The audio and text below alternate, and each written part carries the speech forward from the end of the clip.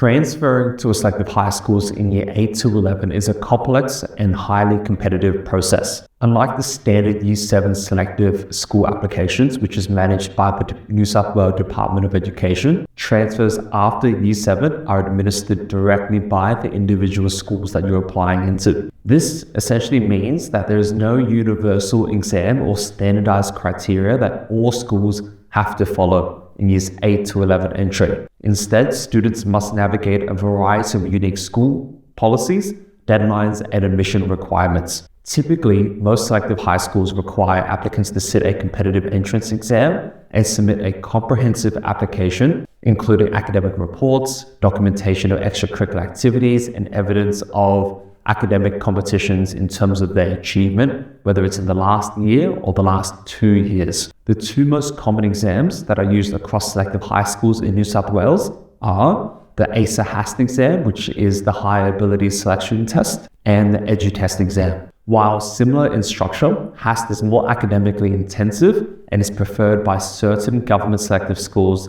They are still quite good at ranking, and most partially selective schools will also do this test. Whereas EduTest is more commonly used by selective schools that are extremely high in ranking, and generally only fully selective schools will do, such as the Baulkham Hills and the James Roos. However, there are notable exceptions to this pattern. As of 2025, two well-known government selective schools, Normanhurst Boys High School and Sydney Boys High School, do not follow the standard HAST or EduTest model. Both schools have their own custom designed placement exams and have unique admission processes that come along with it. In particular, Sydney Boys High School stands out because they have a multi-staged and highly selective selection system. Unlike other schools, applicants to Sydney Boys cannot automatically sit the placement test by paying a fee. Instead, they must first pass a pre-screening phase based on the quality of their written and supporting documentation. Only those who are shortlisted are invited to do the school's custom placement tests. This initially filters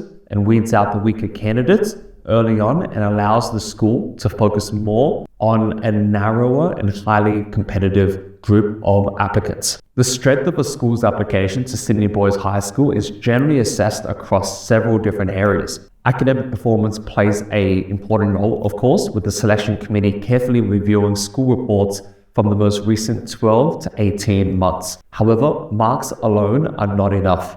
Students are also expected to provide evidence of achievement in academic competitions such as the ICAS test, AMC or the Australian Maths competition, science Olympiads, etc. Extracurricular involvement such as music, debating, sports, coding or volunteering is also critical alongside any leadership experience, awards or community engagement that the student has been a part of. Weak or inconsistent documentation in these areas often results in an application being rejected before they're even invited to even do the test in the first place.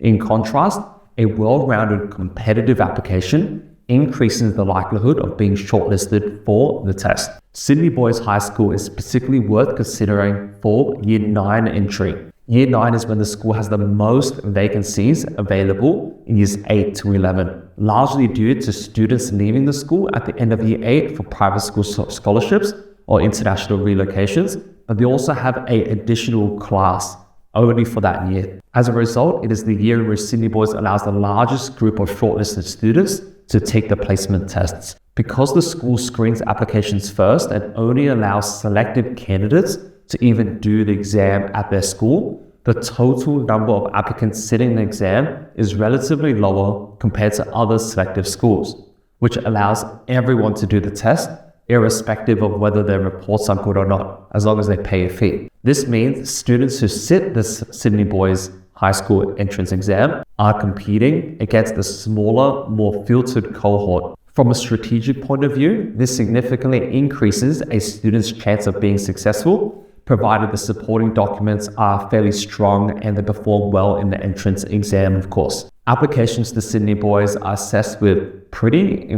great care and detail. The school convenes a dedicated selection committee chaired by the principal, and this is all available on their website, by the way. This committee includes a deputy principal, as well as representatives from the Parents and Citizens Association, or the PNC, and the Sydney High School Old Boys Union. A large subcommittee made up of trained teachers conducts initial reviews of applications. Each application is assessed independently at least twice. The scores are then recorded and used to generate a rank order. From this, a smaller group of top-ranking applicants are shortlisted and invited to do the Sydney Boys High School placement tests. Following the test, a smaller group of these students is then invited, based on the number of available spots, to form a reserve list or are given an offer. This is also based on some interviews that are conducted based on the number of available spots and that reserve list. This methodical and structured approach ensures that only students that are quite well-rounded and have a strong portfolio even make it to the first step, let alone the final stages of the process. Importantly, if a student is not invited to do the placement test, this outcome serves as a powerful signal. It suggests that both their supporting documentation, whether it's academics, extracurricular, or both, is not currently competitive enough based on other students. While this might seem discouraging, I actually think it's one of the best and most valuable feedback that you can possibly get. Families can use this as a baseline to understand what needs to be improved before submitting future applications. There is currently no selective high school in New South Wales, to the best of my knowledge, that makes a placement decision based solely on entrance test results. Even schools doing the HAST or EduTest exams will incorporate some form of documentation reviews. Therefore, if you apply for Sydney Boys High School, you can see whether your application in terms of the supporting documentation side will be strong enough. Including Sydney Boys in a student's list of school preferences can also be a highly strategic move, particularly if the student is in Year 7 and 8, considering a transfer for Year 9 in most cases. Applicants can nominate up to 3 selective schools. While many schools focus on only their top choice, this approach can generally be quite risky. Listing 3 schools, especially one that has different selection processes, increases a student's likelihood of receiving at least one offer or being shortlisted for an offer. Reserve lists can remain active until the end of term 1 in the following year, and it is not uncommon for offers to be made in later rounds due to changes in students' decisions. By including Sydney Boys as one of those preferences, families gain not only an additional opportunity, but also some pretty important information to see if the application is even competitive enough. If they're shortlisted, then they know their documentation holds up. If they're not invited to the test, then you need to improve on the supporting documentation side if you're ambitious enough to transfer to any other selective school, let alone Sydney Boys High School. The value for students is that they know that they should adjust the supporting documentation for future years if they are serious about it. If they're invited to do the test, then maybe they can just maintain the quality and the number of extracurriculars and the number of A's in their school reports. If they do not, they need to increase it dramatically.